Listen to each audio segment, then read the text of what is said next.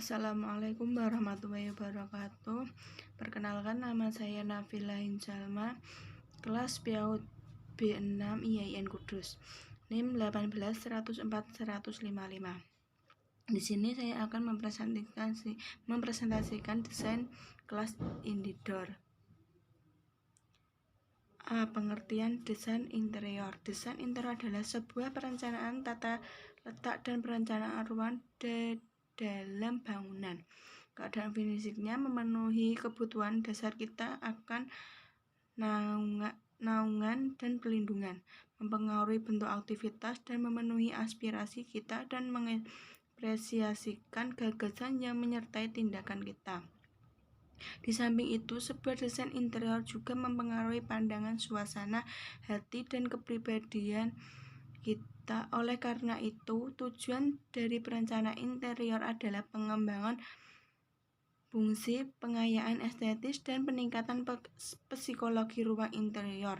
Desain interior pada dasarnya terkait dengan hal merencanakan, menata, dan merencanakan ruang interior di dalam sebuah bangunan agar menjadi sebuah tatanan fisik untuk memenuhi kebutuhan dasar manusia dalam hal penyediaan sarana bernaung dan berlindung.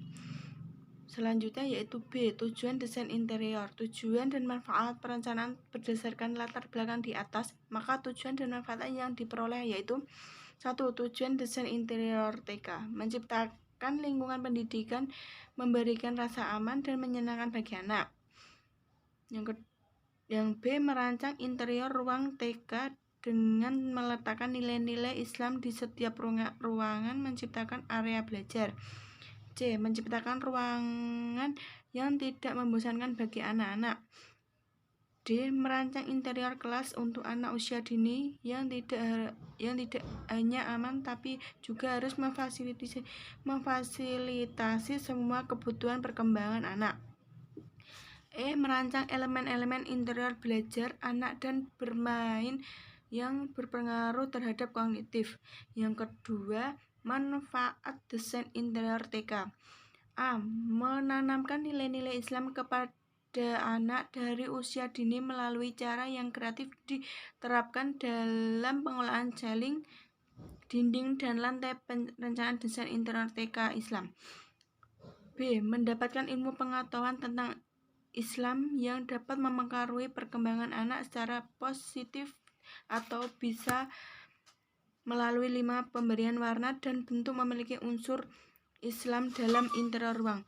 Yang C, memberikan kepada orang tua serta masyarakat awam tentang pendidikan anak usia dini yang merupakan tempat untuk mendidik anak dan memfasilitasi yang dapat mengakomodasi kegiatan anak. Selanjutnya yaitu C, elemen-elemen dasar interior. 1. Garis. Garis merupakan hubungan dua titik bersambungan atau berderetan. Garis merupakan unsur yang paling penting dalam desain interior. Macam-macam garis dalam interior. A, garis horizontal, menggambarkan suatu tentang stabil dan berhubungan dengan bidang tanah serta dapat memberikan kesan merendahkan ketinggian ruangan. Yang B, garis vertikal, bisa dikonotasikan dengan kekuatan, keseimbangan permanen dan gerakan ke atas serta memberi kesan mempertinggi suatu ruangan. C, yaitu garis diagonal, menggambarkan sesuatu yang dinamis dan seringkali mewakili pergerakan baik ke atas atau ke bawah, tergantung pada sudut kemiringan. Yang D, garis lengkung, lebih berhubungan dengan suatu yang bersifat natural dan berbentuk tubuh manusia, bersifat lemah, gemulai, dan menggambarkan gerakan yang lembut. Yang kedua yaitu bidang. Bidang adalah unsur desain interior yang terbentuk karena pertemuan antar garis atau suatu tempat yang dibatasi oleh garis. Bidang hanya terbatas pada dua dimensi, yaitu panjang dan lebar. Ciri-ciri permukaan suatu bidang adalah warna, tekstur yang akan dipengaruhi bobot visual, dan stabilitasnya. Bidang juga berfungsi untuk menunjukkan batasan sebuah ruangan. Menurut jenis, suatu bidang terdiri atas 3 bagian, yaitu bagian atas. Yang dimaksud dengan bagian atas dapat diumpamakan sebagai bidang atap. Bidang atas merupakan unsur suatu bangunan yang melindungi dari unsur-unsur iklim. Bidang atas juga merupakan bidang langit-langit yang menjadi unsur pelindung ruang dalam arsitektur. Struktur bangunan atap TK yang ideal adalah memiliki ketinggian yang berbeda. Selanjutnya, bagi bidang tengah. Bidang ini dapat diumpamakan sebagai dinding. Bidang dinding vertikal secara visual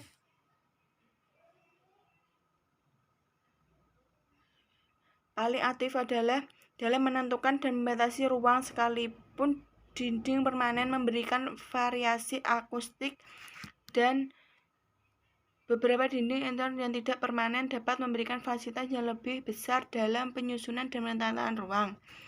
Yang C yaitu bidang dasar. Bidang dasar memberikan pendukung secara fisik dan menjadi dasar bentuk bangunan secara visual. Bidang lantai merupakan pendukung kegiatan penggunaan di dalam bangunan. Lantai merupakan area favorit untuk bermain karena kecenderungan anak mengambil mainan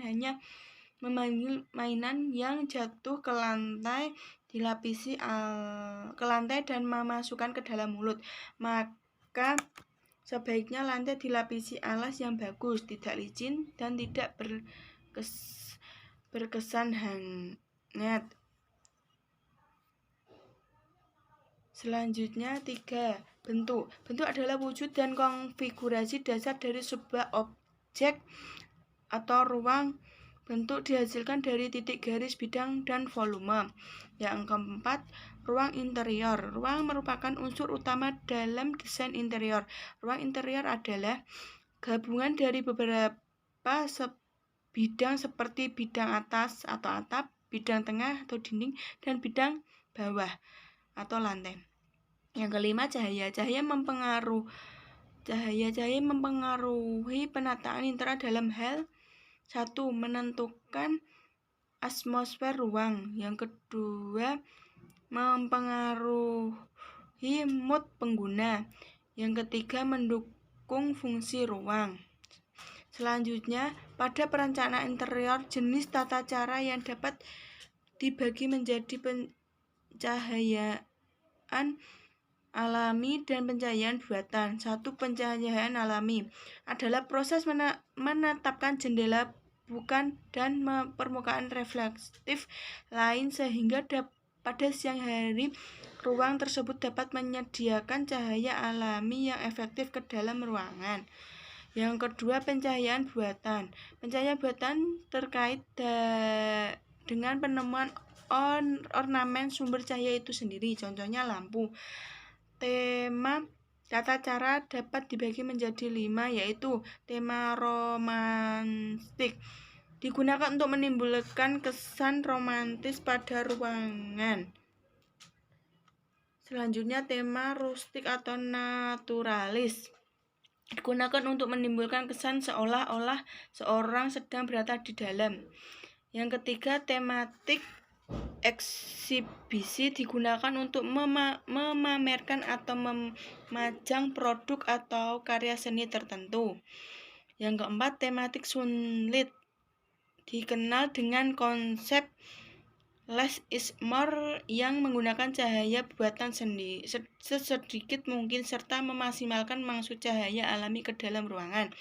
Yang kelima, tematik amenitatif.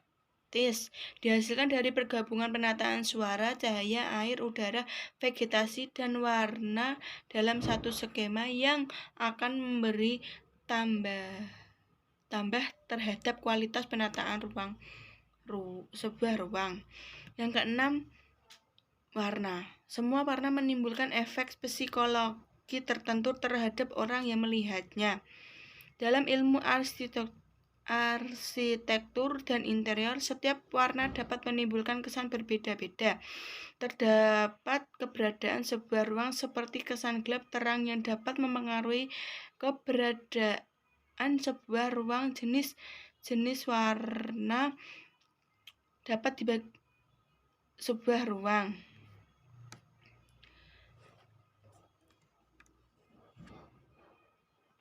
Yang B, kondisi gedung. Kondisi gedung sudah baik sebagai wilayah pendidikan anak usia dini dengan gedung memiliki yayasan terdiri dari 6 ruangan pembelajaran. Ruang yang terbagi menjadi ruang kelas, TKA, TKB, kober, TPA, aula, kantor, dan dilengkapi dengan toilet atau kamar mandi. Yang C, desain interior. Desain interior adalah sebuah perencanaan tata letak dan perencanaan ruang dalam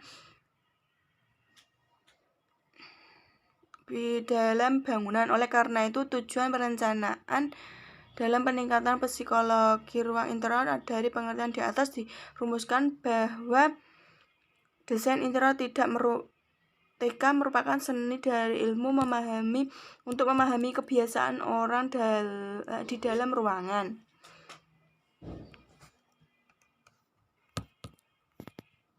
Selanjutnya D.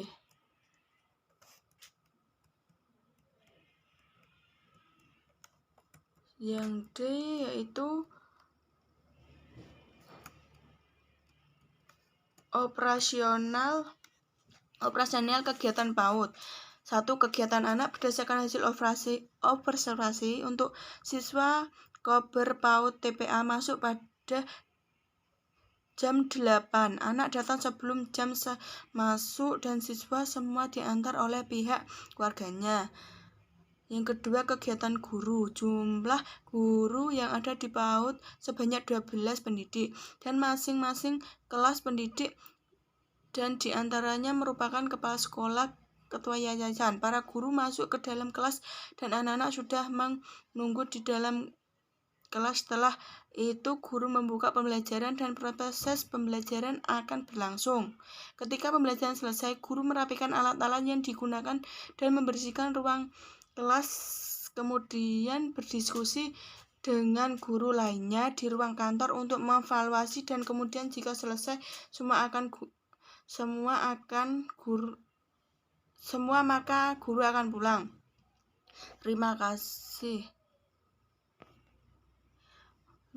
Wassalamualaikum warahmatullahi wabarakatuh.